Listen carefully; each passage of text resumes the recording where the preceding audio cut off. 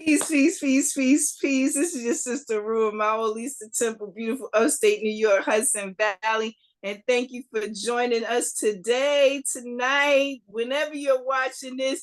It is UnRead Book Review with Nick and Roo, and we are happy to be here bringing you some more books.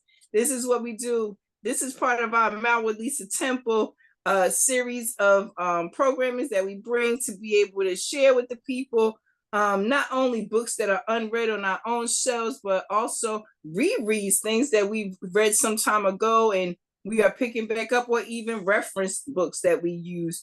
And we are letting the people know, because guess what? If it's unread to you, listen, like they say, it's new to me, right? So if it's new to you, hey, welcome to our book review. So like I said, I am Rue, and that is my brother Nick on the other side over there. And we are always glad to bring you books here. And you know, if you want to stay in the loop, please make sure to like, share, subscribe, join us here and on IG. And hey, listen, follow us. We got some great things coming up. We've had some great things. Go back, take a look at some of our old videos.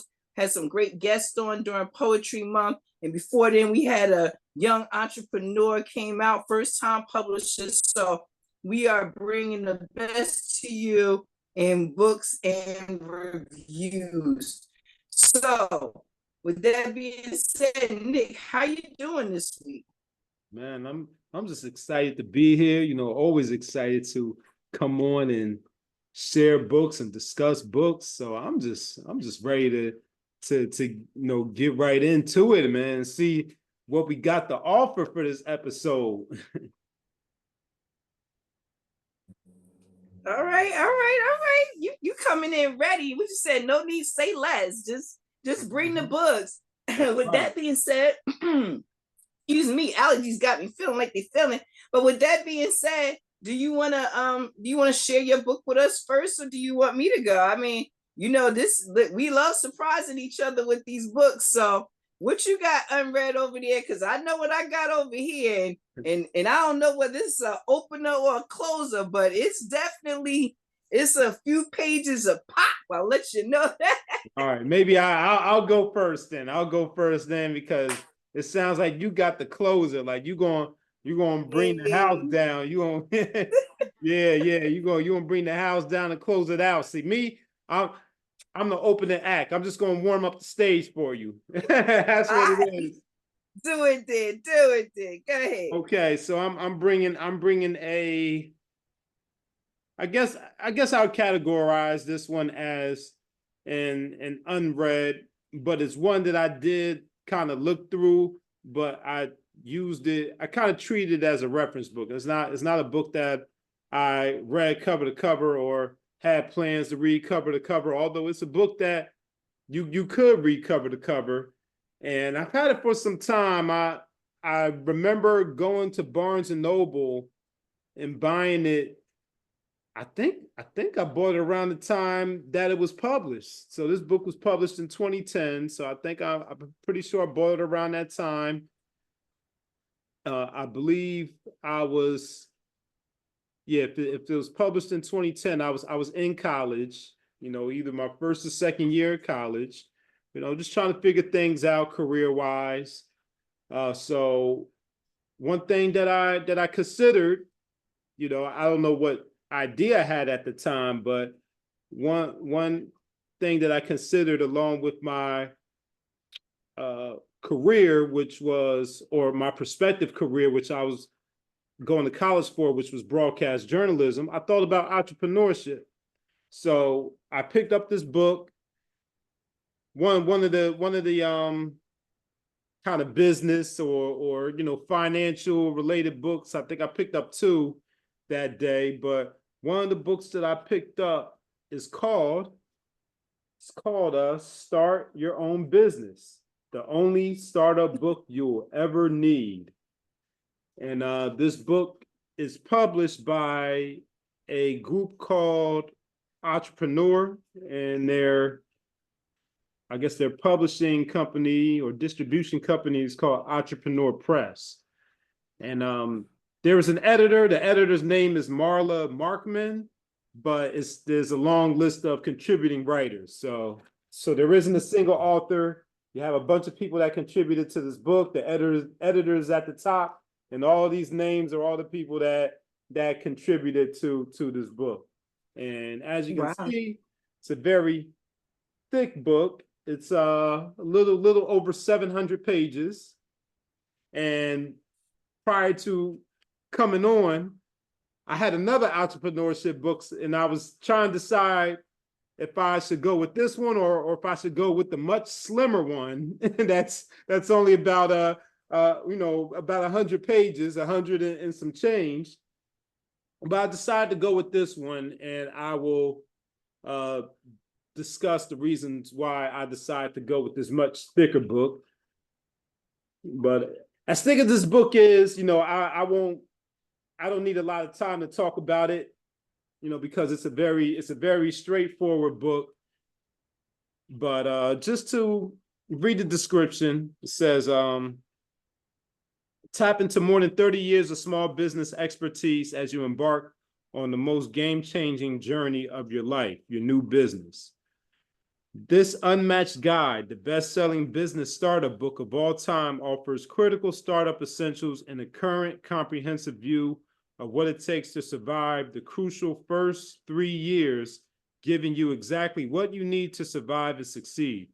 Plus, you'll get advice and insight from experts and practicing entrepreneurs, all offering common sense approaches and solutions to a wide range of challenges.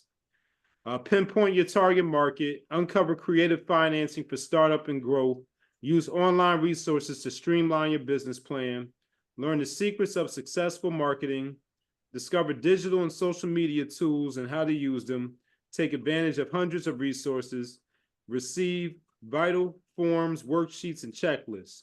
From startup to retirement, millions of entrepreneurs and small business owners have trusted Entrepreneur to point them in the right direction. We'll teach you the secrets of the winners and give you exactly what you need to lay the groundwork for success.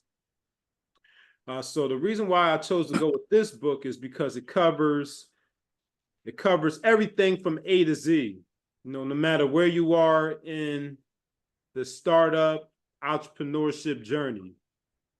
Of course, chapter 1 is the introduction.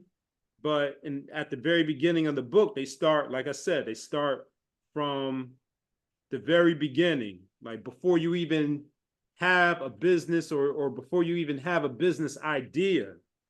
They have chapters in here about getting your mindset, right to be an entrepreneur, to get yourself prepared mentally to be an entrepreneur. And chapter 2 is called Taking the Plunge. That's when you decide that you're going to go on that journey. Then chapter 3 is about coming up with business ideas. So how to come up with a good business idea. So like I said, it starts from the very beginning. So even if you don't have an idea of what type of business you want to start, this book will help you generate ideas of how to start your business. And then chapter 4 goes into the timing. When should you launch your business and how should you launch it? Do you want to run your business full-time or do you want to run it part-time? That chapter deals with that and helps you navigate that and make a decision in that area. Chapter 5 is called Build It or Buy It, and it discusses whether you want to start a business from scratch or if you want to buy an existing business. It deals with that. And that covers part 1 of the book. The book is split up into 8 parts, 41 chapters in total. The second part of the book goes into the planning process in terms of, choosing your target audience or your target market and customers, how to name your business, what to name it. Creating a business plan, that's all covered in part 2 of the book. Also hiring a lawyer and accountant for your taxes, and then also for your entity structure. Sure, that's covered in there as well. And then part 3 goes into the funding of your business and how to get your startup capital. such as, going to your friends and relatives as a possibility, or looking for investors, how to seek out and attract investors to fund your business. The ins and outs of business loans, government loans. Part 4 is called Prepare.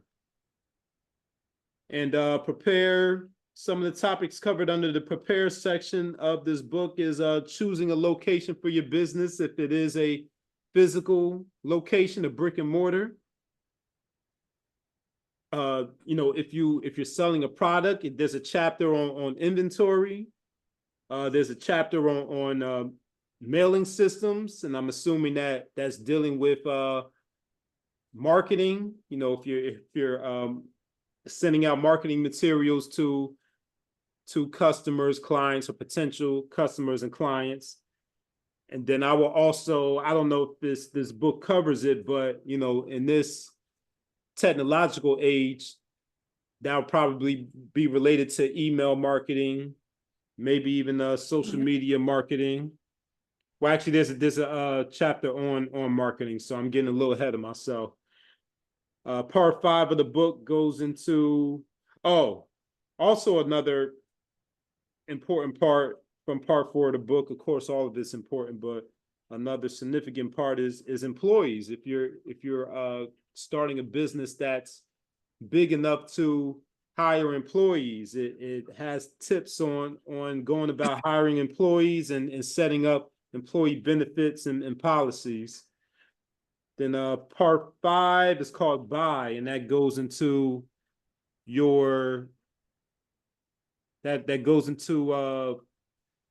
setting up your website, your company website, using technology to boost your productivity, purchasing the equipment for your business. Part 6 is the marketing chapter, and that deals with building your brand, advertising and marketing your business, promoting your business, selling techniques, and customer service. Part 7 is called Engage,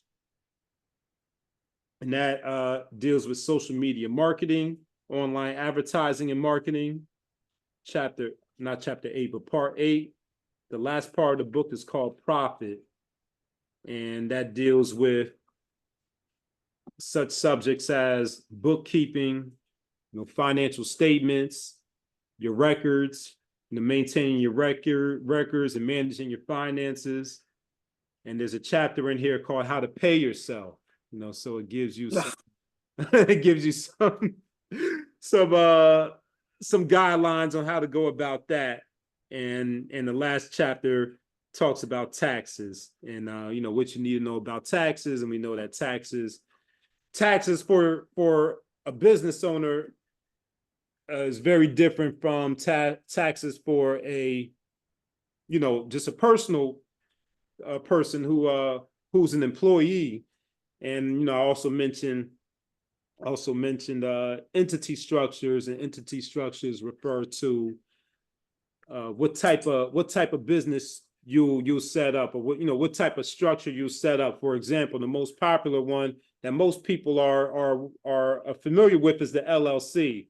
But the LLC is only one of, I think there's 8 in total. So that's the importance of hiring, a lawyer or more so probably a tax accountant, because that's the person that will guide you to the correct entity structure based on the type of business that you're opening. And then, of course, that person will help you maneuver through the tax, the tax process of filing taxes. One thing that I learned from working with an entrepreneur for a financial education company is that a person that's doing real business and doing business the right way, they're in consistent and constant communication with their tax accountant, not just during tax season. They're talking to their accountant year round. and submitting certain paperwork and certain documents year round. But like I said, very, very, very brief and simple, but definitely very powerful and impactful, offering. Again, this book is called Start Your Own Business, the only startup book you ever need. This book is almost almost 20 years old, so I'm sure they have an updated version of this for the newer technologies or the changes in the laws when it comes to taxes and businesses and things like that. But even if you don't have the most up-to-date edition of this book, you can still find a lot of valuable information to get yourself started, to get yourself going, or if you have certain questions or need some guidance about a certain area of entrepreneurship or business, more than likely you can find the answer or the assistance or help that you need in this book. So that is my offering for this edition, this episode. All right. Mr. Westbrook should never cease to amaze me, boy. And I always forget you got that background in that finance and stuff, so you can be hitting us from another angle.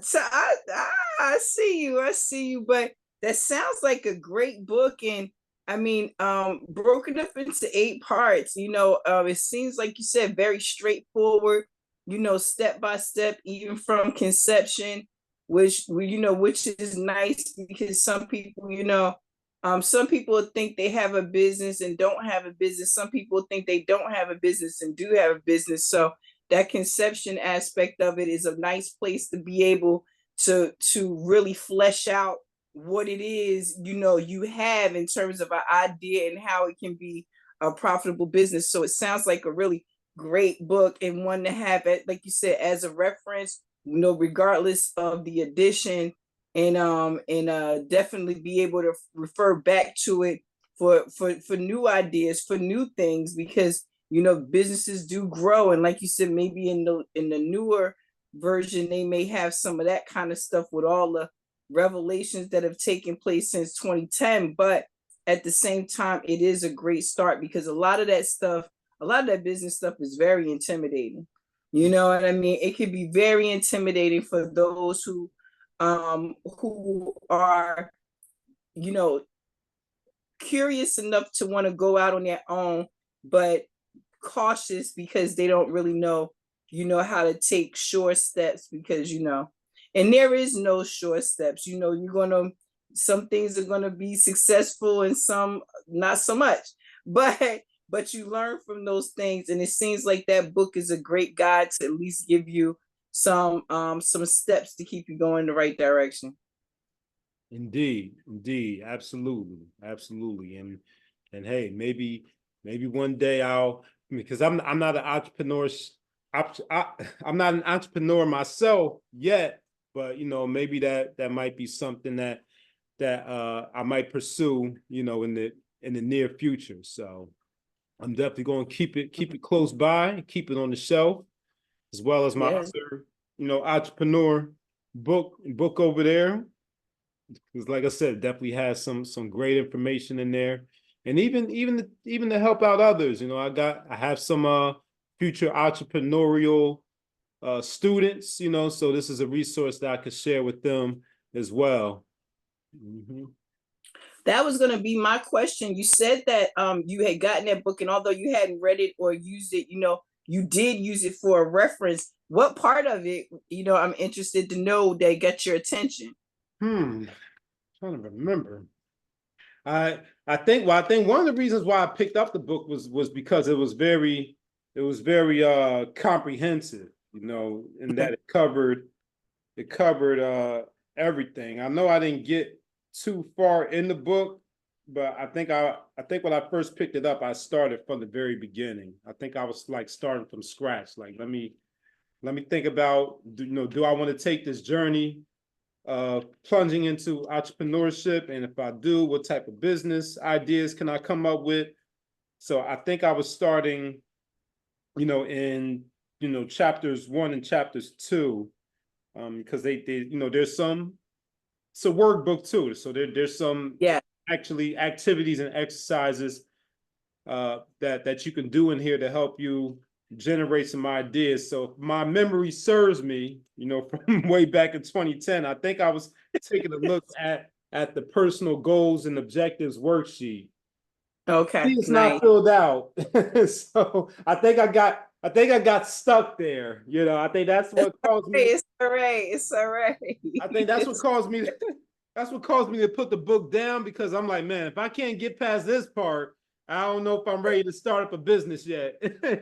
Yeah. And I mean, we talked about that in another episode, knowing when you're ready for something and when you're not, going into some of these books, it takes real dedication, because, some of them are actual working steps. And, I love books like that take you along that, because like you said, it quickly lets you know, am I ready to really dig in here?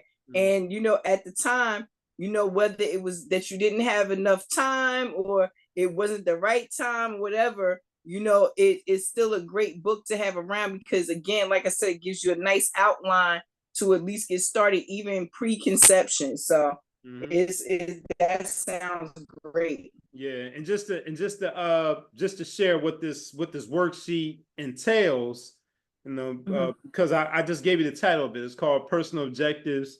Personal Goals and Objectives. So I'll share with the specific prompts and questions that were on it, or that are on it. But just to read the introduction to it, it says, setting goals not only gives you an ongoing roadmap for success, but it shows you the best alternatives you need or desire a change along the way. You should review your goals on a regular basis. Many do this daily, as it helps them assess their progress and gives them the ability to make faster and more informed decisions. It says, take a few minutes to fill out the following worksheet. You'll find it's very helpful in setting and resetting your goals. So they express that goal setting is an important step in the business creation process. And the prompts that they have here are, the most important reason for being in business for myself is, what I like best about being in business for myself is, within 5 years, I would like my business to be. When I look back over the past 5 years of my career, I feel my financial condition as of today is, I feel the next thing I must do about my business is, the most important part of my business is or will be, and lastly, the area of my business I really excel in is. So those are the prompts for the personal goals and objectives worksheet. So I think that's like I said, that's the furthest that I got in this book, and that's page 17, chapter 2, out of a 700-page book. Listen, right to the point. Yeah. Right to the point. Yeah. So that's all I have for this offering. If you have any questions, or if you just want to go, jump into yours. Hey, well, look, now I'm looking at mine like, I don't know. We go through all kinds of genres here, and because of my line of I don't like to say work, but because of my assignment here, part of my assignment here on this earth is what it is, and guiding people, to their inner spiritual selves, to help them find the best version of themselves.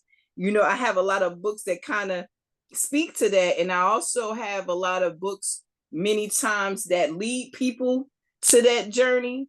So in this time of wokeness, which that whole thing makes me laugh, because we can have a whole couple hour conversation on being woke and what that really means. But in that time, in this time where people are realizing that they could be living different lives, that many of the things that they've been told in their life, may not be true or are not true.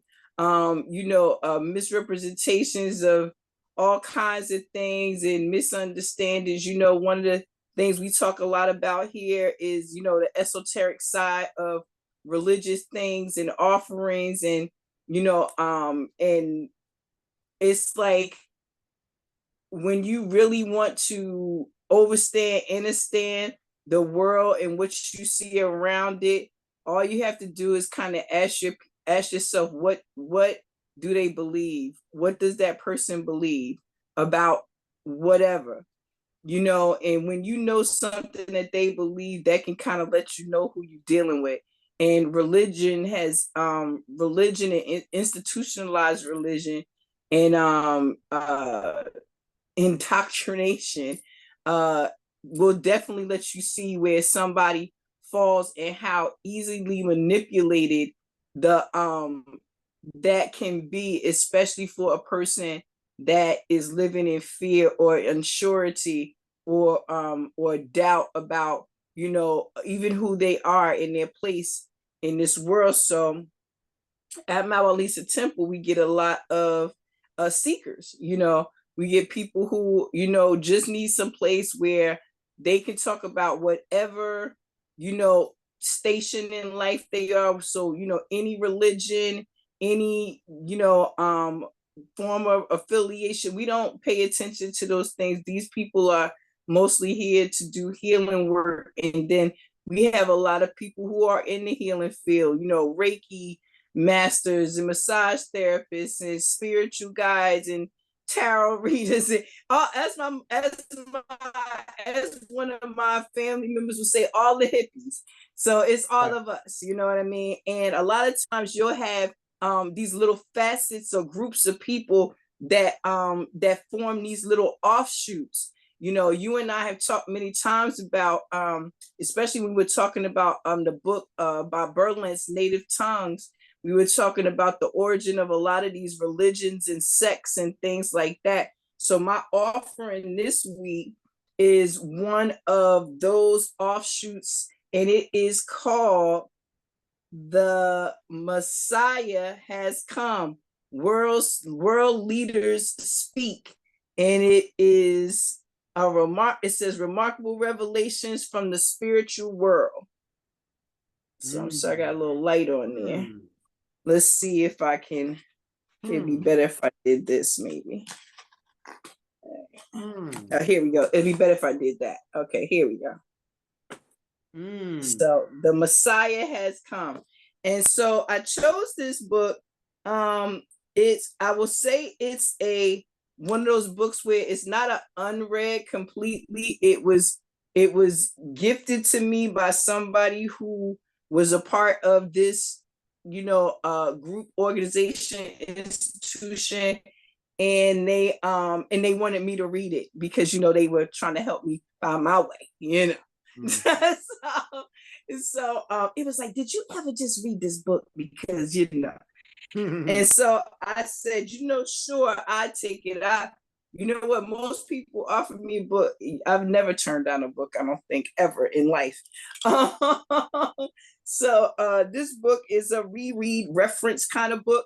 And the other reason they gave it to me, let me say, is because one of my gifts in this life is to be able to do curriculums. So I write curriculums for different kind of books.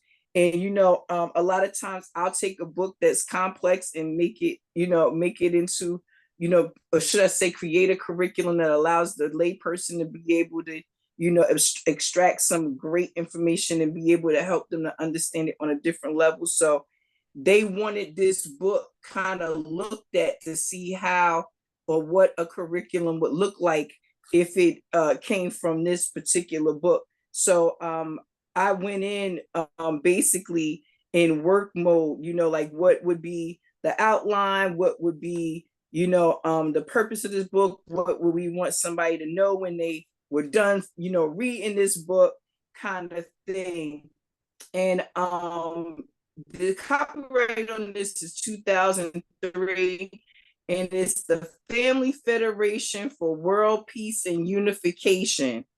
And so like I said, one of those offshoot kind of organizations who, they have their very real in their mind reasons of what is going on and everything else. So, much like many of these small organizations, you have people who have been indoctrinated, and for some of them for their whole lives. And when they woke in this woke time, they come up out of this space, they are very confused, very afraid. They still, even though they say, I no longer believe in this thing, it's so deeply ingrained in them that that they can't seem to progress. And so part of what is done in that inner work, that mirror work, that dark side of the moon work that people end up doing, is they go in and they start to search for the root of their indoctrination, where it came from and everything else. And so this book right here was put together as a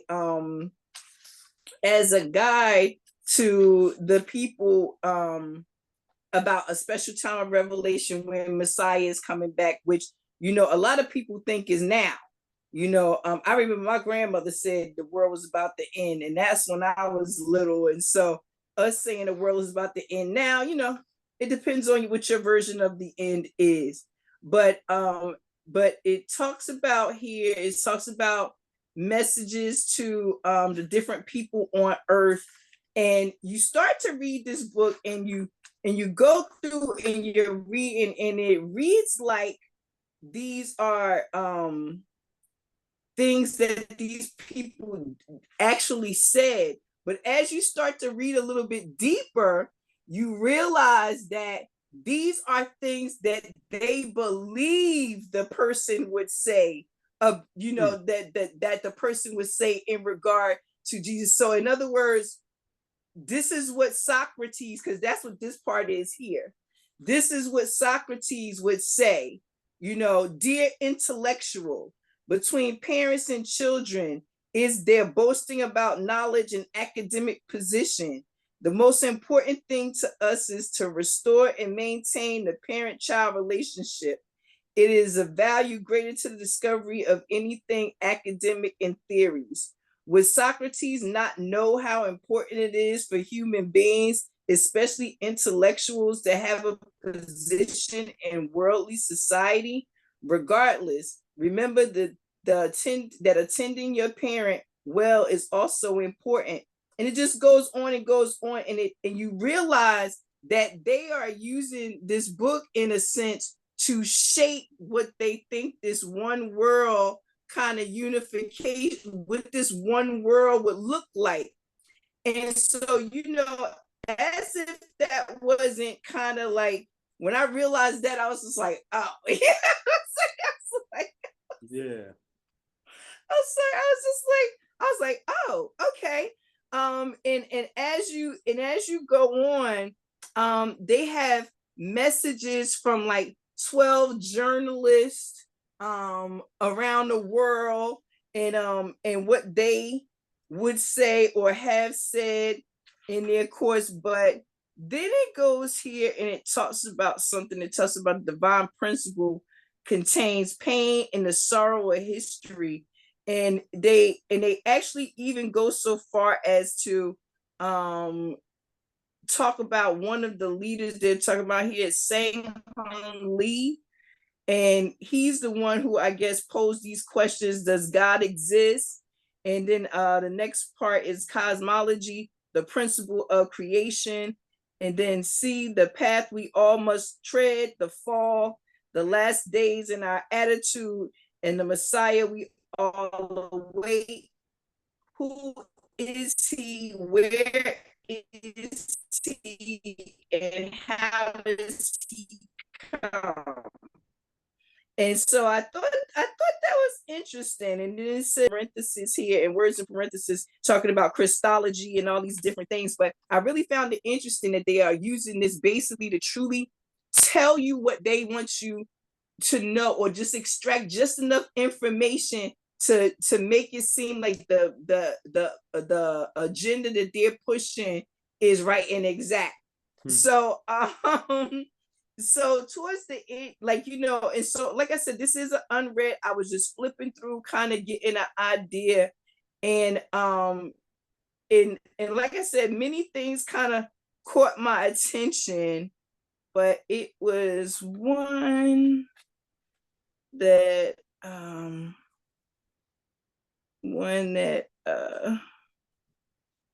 well, a couple that stood out to me. But it was a couple that stood out to me, and I was like, oh, okay. Where is it at here?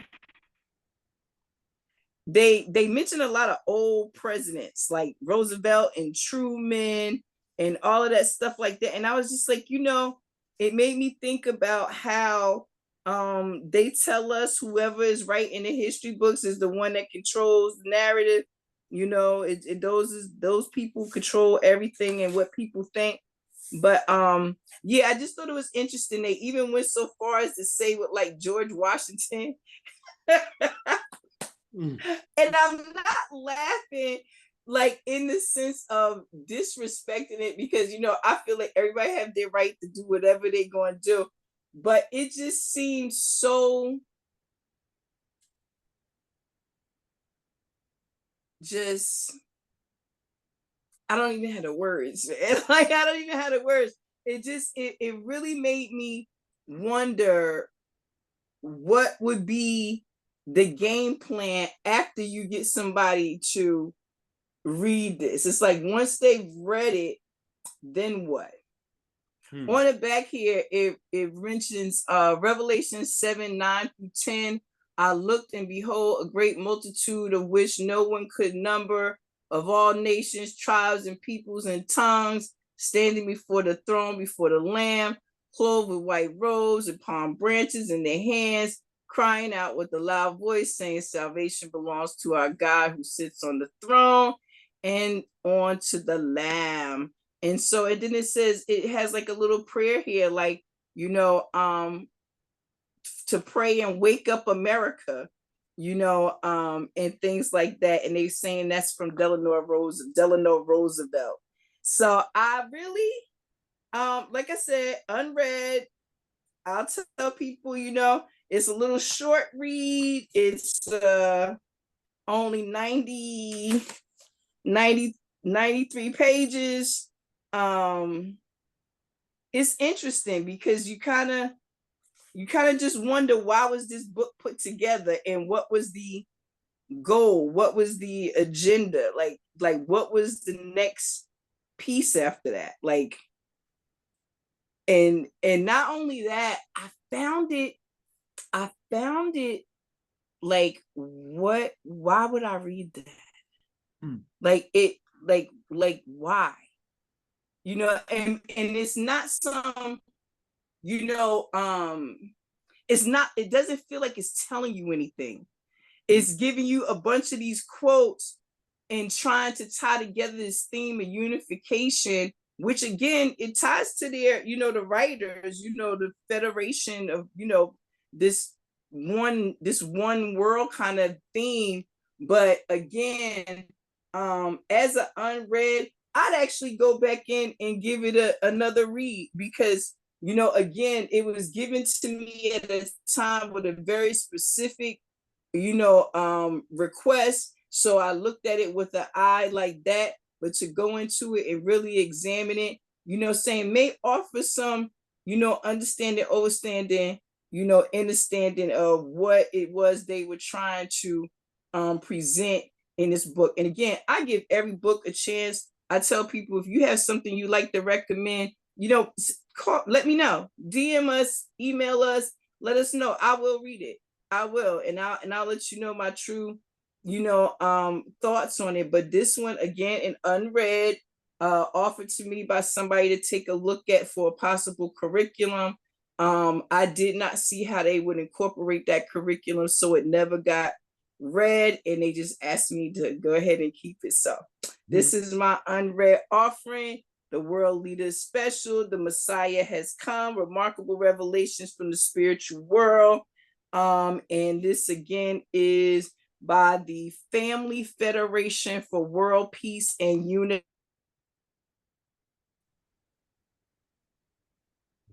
Oh, oh, okay. All right. We see it. Okay. Yeah, you kind of skip for a second. You were saying the name of the organization, and then your audio skipped for a second. So I was just making sure you were done there. Okay, man, that's interesting. It's given very much a new world order, one world religion vibes. Very much so. Yeah. That's kind of what I was grabbing from it as well. But what is interesting though is that it does sound very Christian centered in the language, even with the cover. I mean, even with the title, having Messiah in the title sounds very biblically or Christian centered, or what's the scholarly term? Judeo-Christian. There we go. Judeo-Christian. Yeah, it sounds very Judeo-Christian centered. So I'm wondering how they engage or discuss, other religions and spiritual systems, since they seem to be coming from that particular perspective. So I would be interested in that. That'll be something that I would be looking for if I decide to pick up that book and read it, or if you ultimately decide to read it, I'll ask you how they discuss Islam and Buddhism and Hinduism and all those other systems, and unifying, and how the world leaders discusses them to unify them under one umbrella. So that's something that immediately comes to mind when, as you were describing that book. Well, I thank you for that. And it kind of does. I remember flipping past a page where it says something about Buddhism, and I think that's kind of where they were going with so many quotes from so many non-spiritual quote unquote people like Socrates and all this, trying to appeal to all groups, because if you can get everybody to sign on, at least one group of every people sign on, they'll promote that themselves to their own individual groups. But what I think I found interesting as well, and one of the big things they push is the separation between church and state, and the fact that they use so many presidents as as references here about what they would say, or things that they said, businessmen, and I mean, like, they even got the 19th president here, and it's just like, why is this, and how is this, or what is this supposed to be doing? And that really does speak to that whole one world kind of thing. So it makes you ask the question, do they see the one world as a governmentally run spiritual institution where you're told, this is what we should all one believe? It gives very Ayn Rand, those kind of energies, where it talks about these places where you're told what you can think and how everybody has to believe the same way. And I don't know, very, very interesting to me. But I saw that whole separation of church and state, and the fact that they use the world leaders, right? It was interesting. Right, yeah. And I think they call that form of government, if I got the correct name, I think they call it a theocracy. I think that's what they call. I think that's what they call that type of government where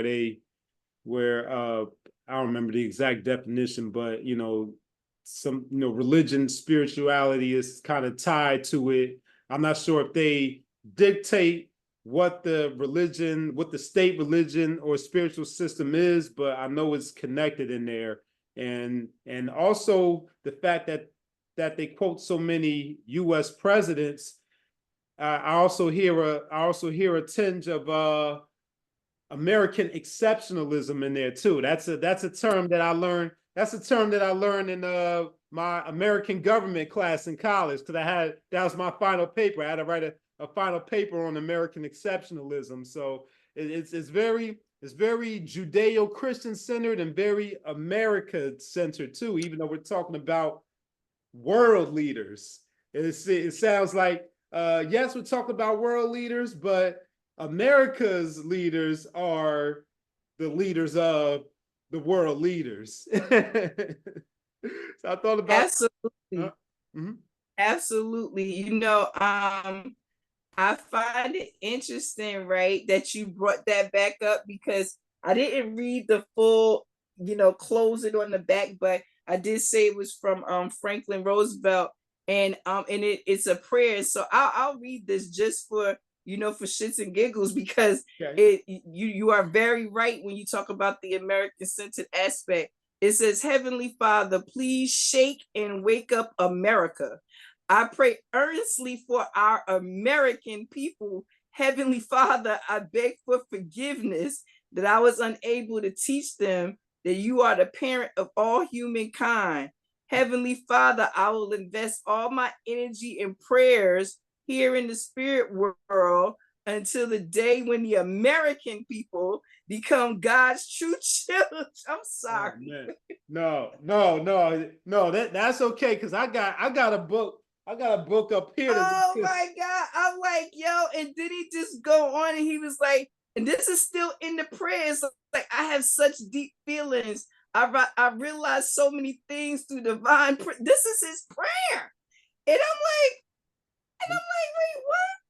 And he said, and all I can do at this time is lament loudly with tears of repentance. What's those tears of repentance about, Mr. Roosevelt?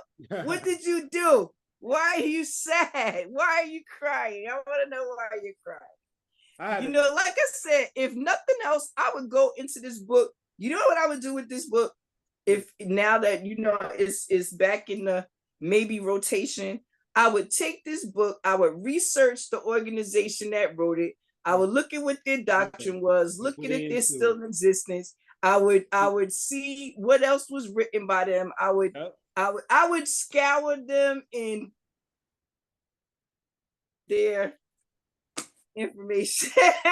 That's smart. You should do that. Now, I thought of another book that I have.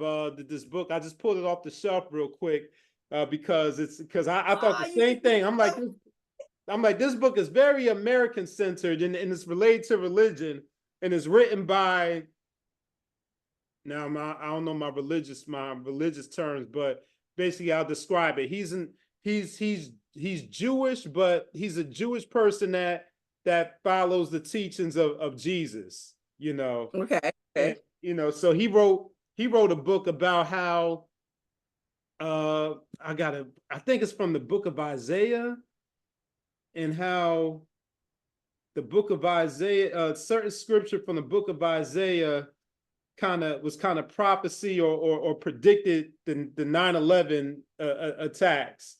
So that it was a message for America, America, modern day Israel isn't the Israel of the Bible, but America is the Israel of the Bible. That's how he was coming with it. And I was like, oh wow, America's that special, huh? That we are the chosen nation. We are the chosen we are the chosen nation, and we if we don't get our act together, we're already this book is called the Harbinger, by the way. So we're receiving the Harbinger, the message or the warning. America's receiving the message of the warning. No, none of these other countries are. Israel isn't getting it. Nobody else is worthy. But the United States of America is getting it. Nobody else is worthy. No. Yeah. So I thought about that, and then I know you mentioned George Washington, and something that sparked my mind was that Thomas Paine was around that era too, that George Washington, and Thomas Paine, he had the Age of Reason. He wrote the Age of Reason, right. So he was talking about that kind of not undoing, but kind of opposing or addressing the whole awakening era in America, where they was like super religious, and he was like, wait a minute, let's get back to the science, let's get back to our logic and reason and thinking and all of that. So that's something else that I thought, especially when you mentioned George Washington. Of course, George Washington was a Freemason also, as many of the founding, the quote unquote founding fathers of America. Yeah. And it's interesting because I think that's one of the reasons again that they inject Socrates into that, because they want to push this narrative, like even the intellectuals believe us. You know what I'm saying? Right. It's like because for the intellectuals, it's like make it make sense, like right. And so exactly. they include them, I think, kind of with that same mindset, of even they believe us if we get one of them in our side, and again, we could have a really in-depth, and we have had some of these conversations over the years about the geography, of what really is where whoever is at. Because loving old maps, cartography myself, I've seen maps that have us all looking all kinds of ways. So you don't know where you at, so you on a so-called mud ball in the middle of someplace you don't know, in a land that you don't know if it's really there or is named that, so it's just like, you just gotta pick your bat. You gotta know what you want to believe. Yeah, right. You right. gotta How far you want to take it? You want to believe. How far you How want to take it? how far? How deep down the rabbit hole you want to go? Exactly.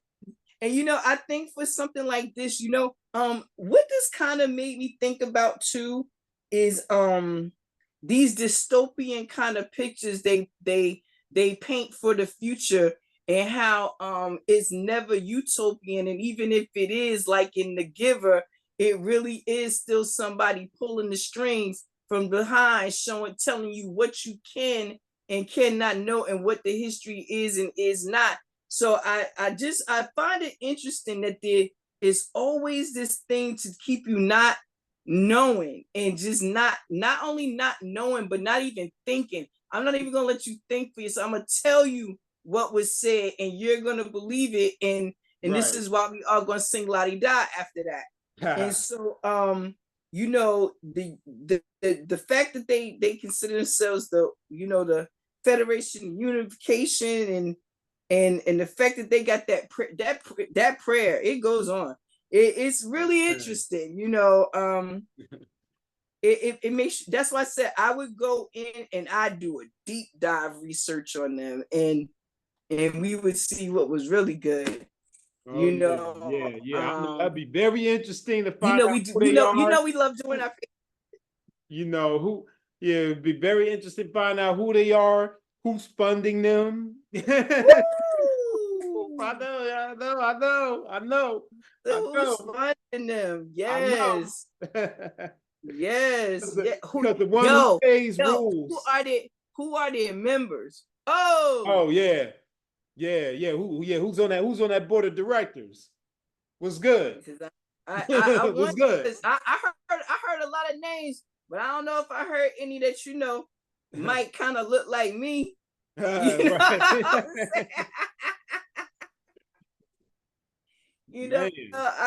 ain't see none of those in there, but again, like I said, when we bring some of these books, especially some of the books that I bring, I know a lot of them, for people who just, click on, click off, they be like, they always talking about religious stuff. But no, you have to remember where you live and what tools they have used to program and condition you. These are the tools. This is why we talk about them.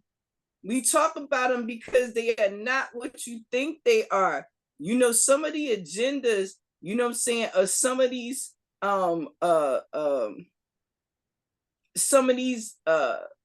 books and things that they put out there, you know, is propaganda to push a narrative. And, you know, it does affect the way that we deal with ourselves. And, you know, and I mean, like truly how we see ourselves, how we see each other, and how we see the world. So it's important to examine things like that. So in my library, there are bunches of books that may have this religious, you know, overtone or undertone, but I can assure you, in the Mawulisatemple Temple library are books that will help you, if anything else, learn how to think and ask some questions. So Right. that book right there already just gave us a whole, you know, I mean, you could do a thesis paper on that particular little book right here. I mean, as small as it is, you could do a thesis on that. So I'd love to see somebody, if somebody be willing to tackle that, I'd be willing to fund that. So you heard it here first on UnRead with Nick and Roo book review. Somebody being willing to take on that task, I'd help fund that. I'd be a part of that, just to kind of see where it is from where it was when that book was written. Right, right. Yep, I'll be very interested. And you said, Me too. And you said 2003 also, right? Yeah. Oh yeah, we know what's happened in 2003. You know, that was right after 9/11, you know, during the war on terrorism. Come on now. Yes. Come on now. Come on. You gotta know when you did. Look, it's unreal. It's unreal. It's I don't know, it's diabolical. That's a great word. That's a great word to describe it. Diabolical, yo. Like I tell you, you know, there's this saying that, you know, if I could get myself to work as hard as the devil work, man, it would be no stopping me, because they be at the work, they be at the business. Oh yeah, yeah. And when I say the devil, I ain't talking about a damn big man with no horns and no damn hooves. I'm talking about the diabolical wickedness that is ruling this world. You know what I'm saying? And it's shaping and molding, you know what I'm saying, the very fabric of what it is we supposed to be enjoying. You know what I mean? We're supposed to be enjoying this spacious, beautiful land. And here we are, you got people trying to just trick us into more nonsense. So that is the book, The Messiah Has Come. So I wonder what the Messiah is, according to them. Question. According to them. Another question right there. Who is the Messiah? See what I'm saying? I told you it's a whole thesis paper, man. I love it. Man. I love it. So that's all I got on that one, Nick. I mean, enough said, man, for me. I'm good on it, because I sit here and have myself in all kinds of trouble talking about this. I know we done, and then we done go through, you know, two, three more episodes of UnRead just within this one. Listen, bruh, I'm trying to tell you, it's real, and it's all connected too. That's the part that make it crazy. So, you know. But what is that saying? Oh, wicked, what a wicked web we weave when first we practice to deceive. So all that connectedness, and look, it looked like a spider web. Oh man, come on now. Look at that. That part. Oh my goodness, sakes alive, man. Too much. Well, that's all I got, man. I'm gonna just say like this. For me, y'all, it's one of those unreads that's worth going to read, whether you woke or not woke. You know what I'm saying? Just go give it a look, man, because it's very interesting. And it was a sneaker. I mean, it wasn't on no New York best time seller list. It was just one of them books that got put out there if you know where to get it from. You know, so Yep. I say Right time. it's worth this. I say it's worth staying on the bookshelf for sure, and even being deep dived. That one is a deep dive. I see why. Yeah, yeah. You know, especially since it's 2024 now, you can read it and then you can kind of see, you know, if what has transpired since then, or did they make any predictions in there about, you know, do we see any predictions now that were predicted back then? You know, there's a lot of different directions you could go with that one. What? All the business, boy. All the business. Well, yeah. I'm excited. It's been another great week with the UnRead review with Nick and Roo. Like I'm living for these books, man. Like I tell you one thing, if nothing else, when we come out of this, I'll have every book you have on your shelf. And you'll have every book I got on my shelf just about, because I mean some of these books you share, like, you know, we've had a couple that we have alike, but man, the difference is we gotta love it. We gotta love it. And again, if you have a book on your shelf that you have not read, or you need to blow the dust off of, or you think you can, you know, it should be kept as a reference, but share it with us. I mean, this is book fun. This is wholesome, clean fun. We are using and expanding our minds. We are thinking for ourselves. We thinking. We asking questions. So this is a great place to do that. So feel free to make sure that you email us, you know, hit us in the DM, and follow the YouTube page, subscribe, share it, comment, and you know, that's all I got. That's all I got for today. That's all we need. hey. In that case, thank you, and join us next time for another episode of UnRead with Nick and Roo, the book review. Peace.